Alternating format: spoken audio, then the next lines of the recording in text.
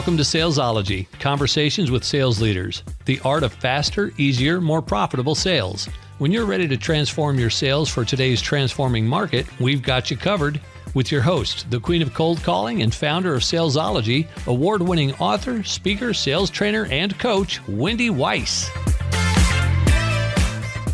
Hi, welcome to Salesology, conversations with sales leaders, the art of faster, easier, more profitable sales.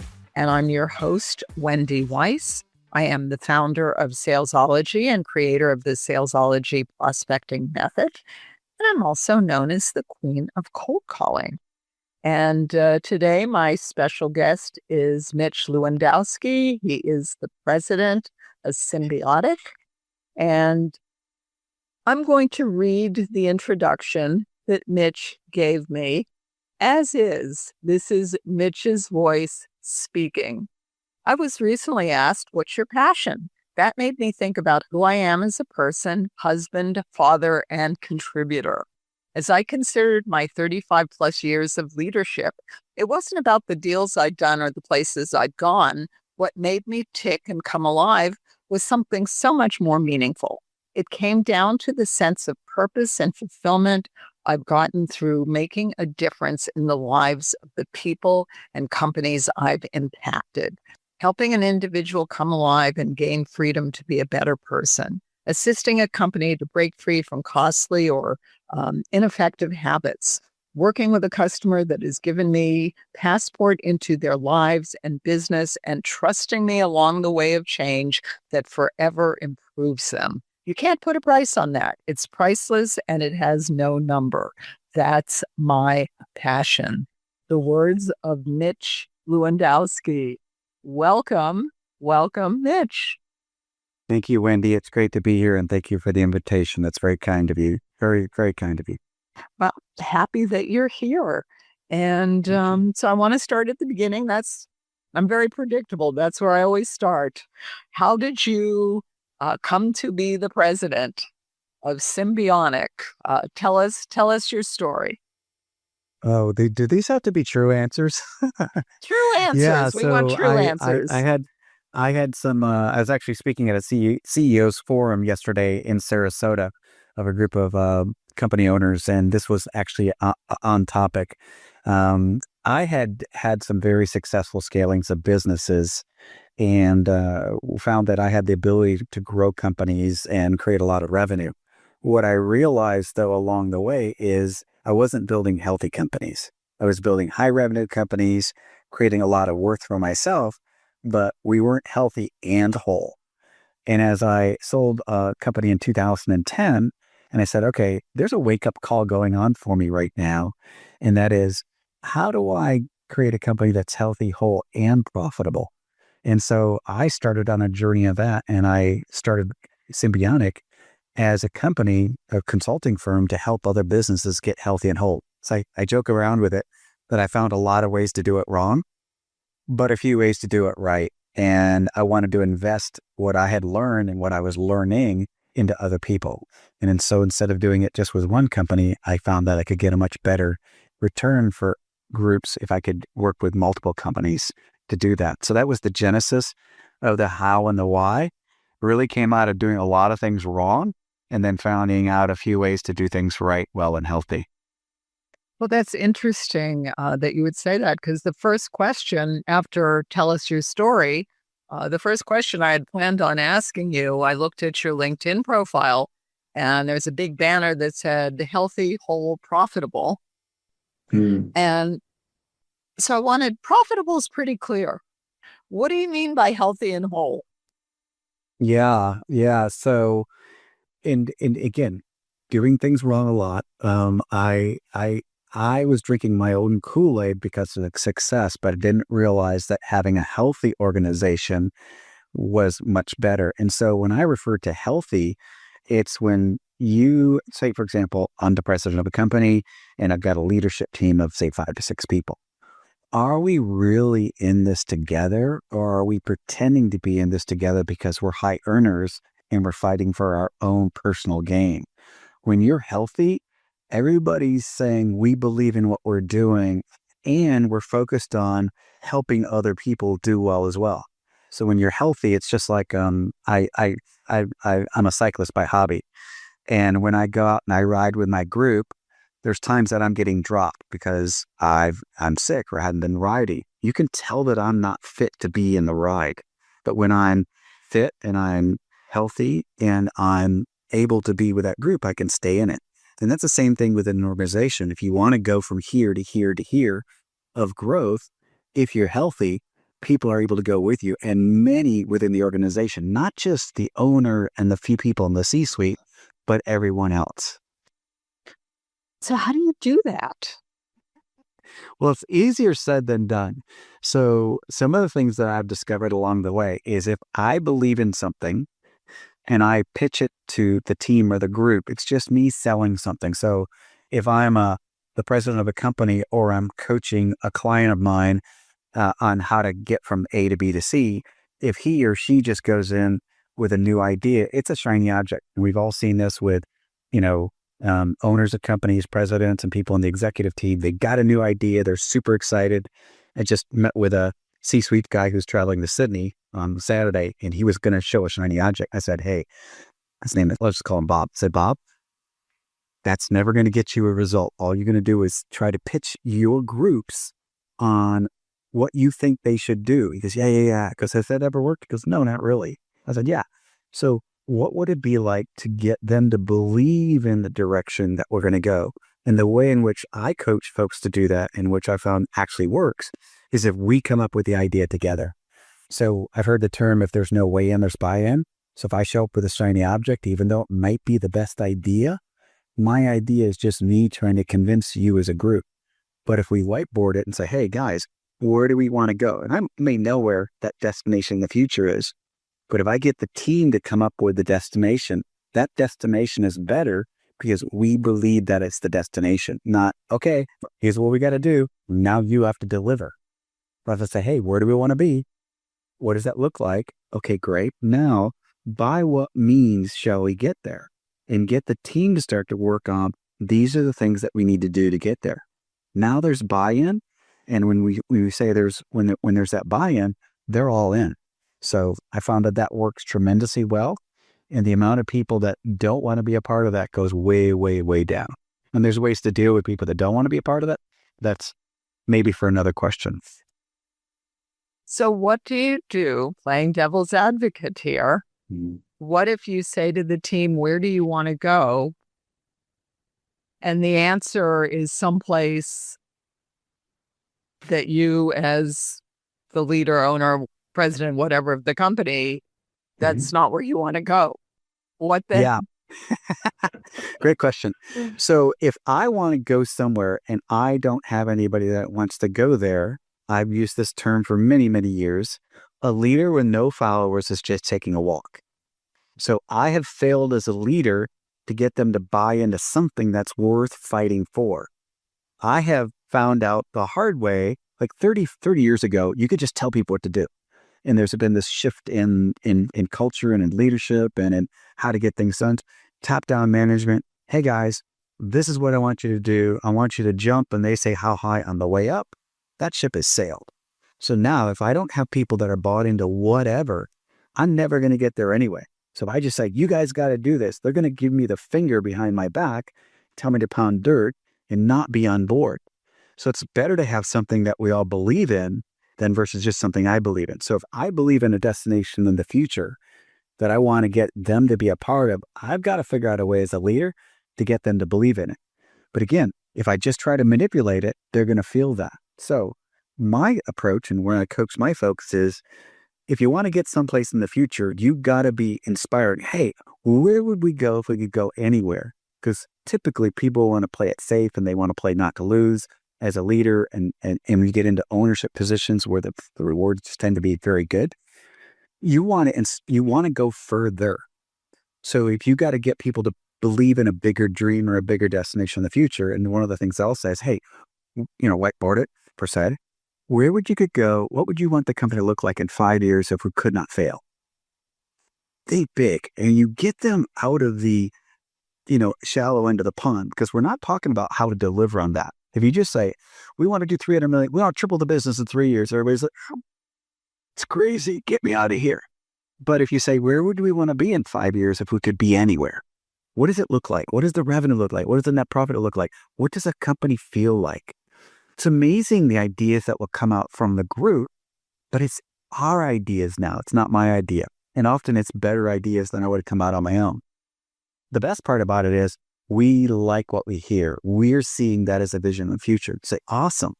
Now that we start to distill that down to some kind of sentence structure, by what means could we get there? Again, you're getting buy-in, because I could have this destination out here that I want to get us to.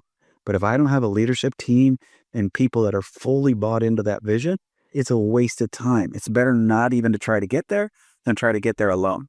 I mean, I've done it alone before.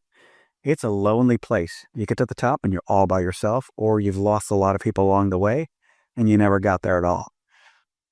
So you're talking about leadership teams. Does this also work in other types of team situations, where like the sales team, where do we Yeah. want to go? How are we going to get there? And having that whiteboard Yeah. conversation 100%. with them.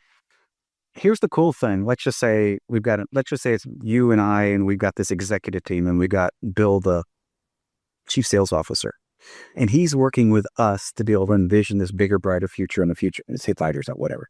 And he's like, yeah, I really believe in this. What we just did as a team, he can do with his team, because it actually works. This is the cool thing about it. This actually works. He can go to his team, say, hey guys, where would we like to be? So let's just say he's a CSO and he's got, I don't know, 5 heads of sales below, whatever, different divisions, doesn't really matter. And he says, hey, where would we like to be if we could be anywhere 5 years from now?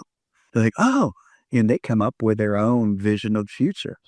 And it's not too, let's just say it's possible. It's actually remotely possible. Cool. What would it take for us to get there? What would we need to have in place 5 years out for us to be there? Oh, we need this, we need this. Awesome. And then you start to distill it down into a 3-year, into a 1 year. And then what would we need to be working on now? By the time you get to that conversation, their ideas are awesome, and they're owning the ideas because they're their ideas. And a great leader does not tell people what to do. A great leader inspires and equips people on to be effective. And so whether you're the CEO, or you're the head of sales, or you're the head of fill in the blank, if you inspire your people and you equip them to get to this better destination, now you're cooking with gas. You got everybody rowing in the same direction, and they're highly united. So yeah, it works. It works on down the line. Okay. Can you give us an example, like a before and after success story about a leadership team that actually did this and what happened? Yeah, actually, I have a West Coast client. It's a heavy sales-based organization. They're multi-location. I'll keep it generic enough. 27 or odd people on the sales team, and they were flat year over year. And then the market, because of the products and services that they supply, is actually down 20%. Okay. I started working with them 2 years ago with the sales team, and then with the executive leadership team, and getting them to think this way. And a lot of people going in a lot of different directions started to get very focused around common goal, common thread, common ethos. And now it's a completely different business. They're actually up year over year, way ahead of their competition. The head of that company is actually transitioning now out of a leadership team seat into an owner seat, and the leadership team is actually taking over the business. And that's pretty impressive. So I also wanted to ask you, I'm switching gears here a little bit, because in preparation for this interview, one of the questions that I asked you was, what drives you crazy about managing a sales team? And you gave me a list. So I'd kind of like to go through the list and see, what are your fixes for some of these challenges? Yeah, nothing's around the Bob, what is it, the Mary Tyler Moore show, when the guy would say, screw it. Nothing's based around that, by the way. Okay. Go ahead. So yeah, the first thing you gave me was self-limiting beliefs. Mm. Drive you crazy. Yeah. How do you either screen for that so you don't hire that person? Or if you've hired that person, how do you help them change? Yeah. So let's talk about the big picture. Number one, I'm looking for people that are playing to win, not playing not to lose. So what I look for when I'm profiling, and I talk to sales leaders about this too, when you're profiling people, start to look at your prospects, your prospective candidates on where had they been willing to take risks in the past and possibly fail. So if I'm asking somebody and they're saying, "Oh, I did everything right, I did everything right, I did everything right," you're playing it way too safe. So, and they want to try to look good in an interview. I'm looking for where did you try something and fail? What did you learn from that, and then where did you grow from that? Somebody who's and I call this playing to win versus playing not to lose. I'm looking for that ethos in their behavior pattern in the past. Hey, I had a great opportunity. I took this job. I moved from New York to San Francisco. 2 years later, I found out it didn't work out. Awesome. So what did you learn from that? Well, I learned never to travel again and to play it safe and to play at the small end of the pond. You hear people say that as answers in interviews, like, oh my gosh, he's going to be playing it so safe. So, hey, I learned it's okay to try something and fail. I want that guy. I want that girl when they're thinking that way. So I'm looking for people that are trying to play to win. And when they mess up and they make a mistake and they lose, it doesn't define them. And this is one of the things people make mistakes and then they screw up and then it starts talking to their head and they want to go back to this safe place where they can never do anything wrong. I'm like, oh my gosh, this is not living. And if you want to be in sales, especially, that's not going to work to be a high performing. I mean, you could sell stuff. You got a guy, oh, I get $3 million in sales last year. Yeah, but this other person over here did 10 and they worked half as hard. What's different about those? A lot of times it's playing it safe, swinging for the fences, striking out, but not letting the strikeout define that. So how do you change that behavior if you have hired someone they slip through the cracks and they are playing it safe? How do you help them Yeah. change? So there's something that I've been using a lot in that situation. I use this with teams. I often work with teams, self-limiting. Everybody's, playing it safe. I actually use a video clip from the movie Facing the Giants. There's what is called the death call scene. It's available on YouTube, so you can grab it out there. And it's basically a football team, South Georgia somewhere. I don't know, Macon, really doesn't matter. Maybe a 10-year-old movie where the coach takes one of these guys, his name was Brock, and he asks Brock if he can crawl, say the 10-yard line with Billy on his back. I don't remember the kid's name. He goes, sure, I can do that. He goes, but can you do it blindfolded? I'm like, and he gives him a goal. I think the 20-yard line. He said he could make it to the 10. He goes, can you make it to the 20? I can try. He puts him blindfolded, and he has him start to crawl, and it's getting harder and harder and harder. You got it. And he's cheering him on, and it gets elevated emotionally. And before you know it, the kid collapses. I can't go any further, coach. I can't go any further. He says, open your eyes, Brock. You're in the end zone. Powerful video clip on self-limiting beliefs. And when you remove the things that are you're seeing the yard line, I made as far as I can. And I use that as a teaching moment because I use a lot of video content to tell stories. It said, this kid only believed himself to go so far. The coach believed he can go farther. And I'll look at people as like the team or the individual. I believe you can go farther too. There's only one person we need to convince now. And that's you. I've seen people cry. I've seen people get extremely emotional in a positive way. And tears are awesome. They're powerful. I used to tell leaders, if your people cry, affirm it. Because that's the inside coming out. We want their heart. Another thing that when I work on people, Bobby Scott was the headmaster at a private school that my daughter went to from 1st through 8th grade. But when we did the tour of the school, Bobby Scott gets in front of the parents, the put together guy.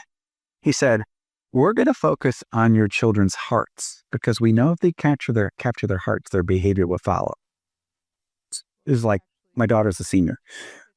This is first grade, so whatever, 12 years ago, I'm like, oh my gosh, that is exactly how I'm trying to communicate things to people. And I've quoted him 1,000 times since then. So if I'm working with a leadership team, I'm looking at catching their hearts so their behavior would follow. If I've got a sales leader or a head of HR or a head of ops, I'm working on them and then I work with them to get them to do the same thing with their people. So CSO, we need you to focus on their hearts because if you capture the hearts and the hearts of your salespeople, their minds and their behavior will follow. And it's a paradigm shift for them to think that way. Capture their hearts, their behavior will follow. It's not about telling them to get their crap together. Got to capture them, inspire them, give them something to believe in, to fight for, getting rid of the self-limiting beliefs. And it's amazing how far they can go. I have one more comment on that. I've got a young lady, sweet young lady named Grace out on the West Coast. Had been working for this company for about 8 years, doing small sales stuff, internal customer sales. And she had done, I think, $800,000 of support sales for this company. And I said, where would you like to be one day? This is beginning of 23. She goes, Mitch, one day I would love to sell $2 million a year. I said, I believe you can do it. And we worked with her and part of the team. I got a call from her head of sales beginning of October. Guess what? Well, Grace surpassed $2 million this year already. I'm like, bro, crazy. So I'm calling Grace. Hey, I heard this great news. She goes, oh my gosh, it's so amazing. And she's like a Christmas tree, man. She's just all lit up and completely different person from last year. But it was because we captured her heart and then she went in this direction. Well, that's a wonderful story. I like that story a lot. And I love that story. So, the next thing that you told me that drove you crazy about managing a sales team was lack of coachability and teachability. So, how do you... That explains it all. Next question. Yeah. I mean, how do you screen for that? Or what do you do if you've got one? Yeah, so let's talk about screening, and then let's talk about what we do to get one, because I've had a lot of that, especially in the past 2 years while I'm working with my companies. On the screening part, I use an acronym called, and I use FAITH. It's a 5-letter. I got it from somebody else, but and they don't own the alphabet. I don't remember where I got it from years ago. It's FAITH stands for faithful, and I'll walk you through this and I'll explain them. Faithful, available, interdependent, teachable, and H is for hungry. So I'm looking for a heartbeat of 3 out of 5 of those when I'm screening. They don't know I'm asking questions in and around there.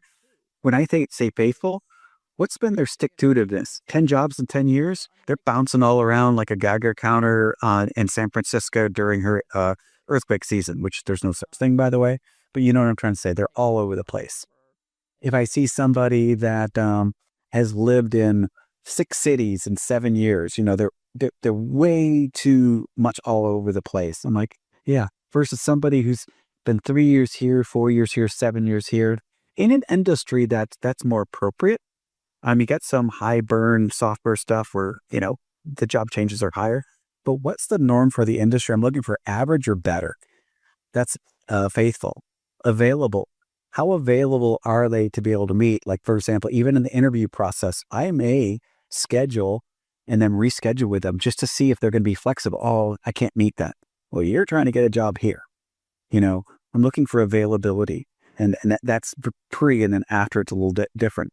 Interdependence. If they think that they have all the answers and they are the total ball in the room and they can make it all happen, that's suboptimal.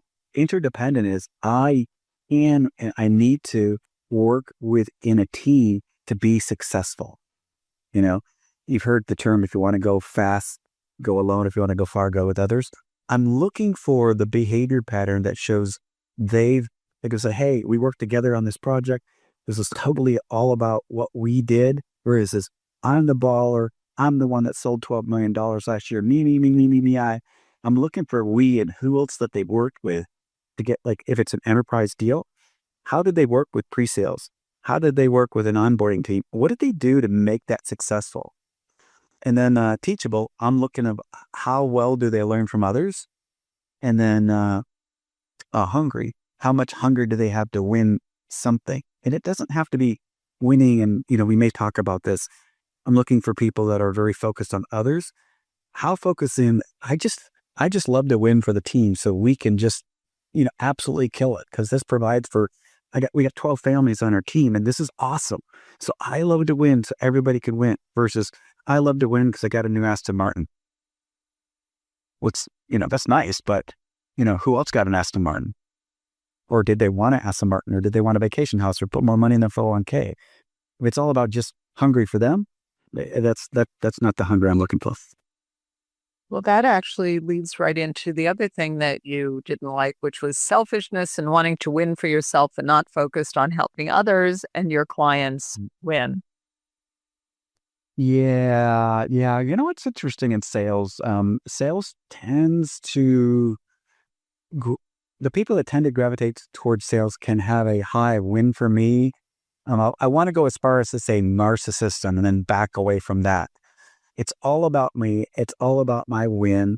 And what I'm looking, and I'll get people that have that mindset. And what I do is I'll look to flip the script for them and get them to be focused on other people. And the thing about focusing on other people is when you're focused on other people, you don't have so much time for yourself. And I've found from my early career being very focused on me and being very successful for me and having all the winnings around that is a very empty place. When I started transitioning to focusing for other people, I found out that was a lot more fulfilling. So if I have a selfish salesperson, one of the things I'll work with them or a sales leader is looking at where can I get them not focused on themselves outside of work. And so I'll look to get them involved in volunteer activities. It could be in their church, their synagogue, their wherever, if they have a faith system, or it's Habitat for Humanity. What can they be doing in and around their community that's specifically for the benefit of others?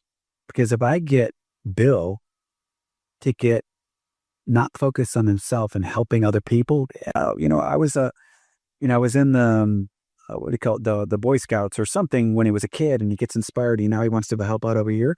Wow. So what was that like? Oh, dude, we had the best time and we went and helped these people do this. And all of a sudden they're all little like a kid at 12 years old getting a new bicycle.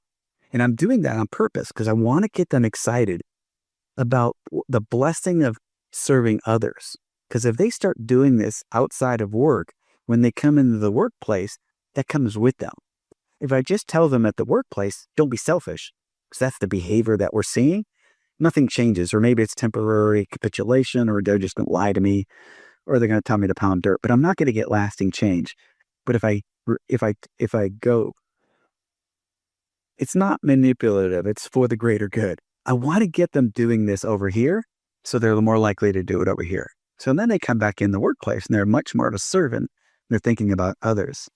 That person that operates from generosity and abundance is a 10x better contributor to the organization. And they're no longer a selfish jerk, which everybody knew that they were before. I was like, oh my gosh, what happened to Bill? He's so interested in other people. I'm like, yeah, isn't it cool? Yeah, it's also hard to sell if you're not interested in the people you're selling to. It's you might sell them something, but they're unlikely to come back if they feel that they're not being heard or taken care of or any of those kinds of things. Yeah, there's so many things that we can do for our clients without the desire for a return.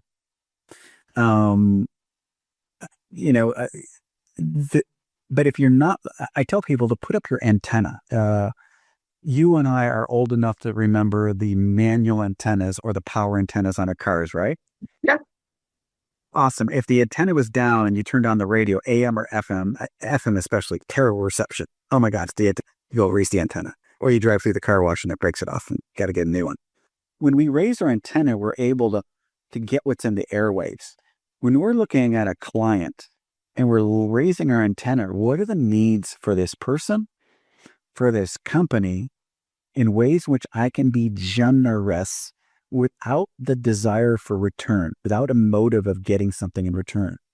And it could be, get a company. I have a client in New York, and somebody was sick within the company, and I find out where they're at, and I just send them something to the hospital, and I don't tell anybody that I did it. Because that's caring about that person. The fact that they do or don't tell anybody about that, who cares? But I do it without, hey, I sent Joe a card at the hospital. Look how great. No, just do it while nobody's looking. You find out that somebody at the company that's not even the department that you're selling to is helping out at a fundraiser on the weekend, and it's a 5K bike race, running race, a 5K running race, and it's down the street from your house. Go and cheer them on. Just go and cheer them on. And, maybe you're going to be intentional and you're going to say, hey, yeah, Bill told me about you were doing this 5K. I live 2 miles away. So, I came down here with my kids and we just wanted to cheer you on. Go you. Wow, he did that for me. Yeah. For the narcissist, he would never even think about that because it's all about me. But for somebody who's operating with generosity, I'm just giving you practical examples, but do things for these people without expectation of return. Well, here's what's interesting. When you're doing things for people just to do things people out of the goodness of your heart, you become more attractive to that organization. As a result, later on, they tend to do more business with you. You don't do it waiting for the return though. But if I'm, went to you and said, hey, would you like to be on my salesology? Awesome. I don't think I have any, in my brain, I don't think I have any return in mind for that. But you said, can you join me for my podcast? Happy to help. And here we are. Have that mindset all the time. And who shows up in the room is always generous, is very attractive to everybody else, including your customer. Absolutely. So, Mitch, if people want to connect with you, where can they find you? At the 5K race. And if not at the 5K race? Easy place is just to go to my website, symbiotic.com, which is phonetic. It's easy to figure that out. Or also happy to reach me via email. My assistant checks my email regularly. It's just mitch@symbiotic.com. Okay.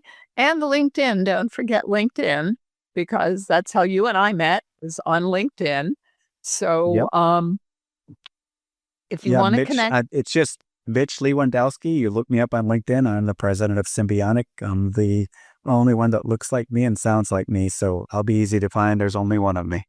And I'm going to make it even easier to find, because if you want to connect with Mitch, as soon as you finish listening to this podcast, go to the show notes. His email will be in there. The link to his website will be in there. And also the link to his LinkedIn profile will be there. So to connect with Mitch, finish listening to the podcast, go to the show notes, click on one of the links, and you'll be glad you did. And thank you all for listening to Salesology Conversations with Sales Leaders with my special guest, Mitch Lewandowski, who is the president of Symbiotic. And if you found value in listening to today's podcast, then please think about one sales leader, one business leader, one business owner, entrepreneur, somebody that you think might also find value in listening to this podcast. And please do share the link with them. And until we meet again, visualize yourself surrounded by cash, really large bills. You've been listening to Salesology, Conversations with Sales Leaders, the art of faster, easier, more profitable sales. Be sure to follow so that you don't miss a single episode. And while you're at it, please leave a rating and review, and be sure to share it with your friends. Tune in every week for more exciting insights and wisdom on transforming sales. And until next time, visualize yourself surrounded by cash, very large bills.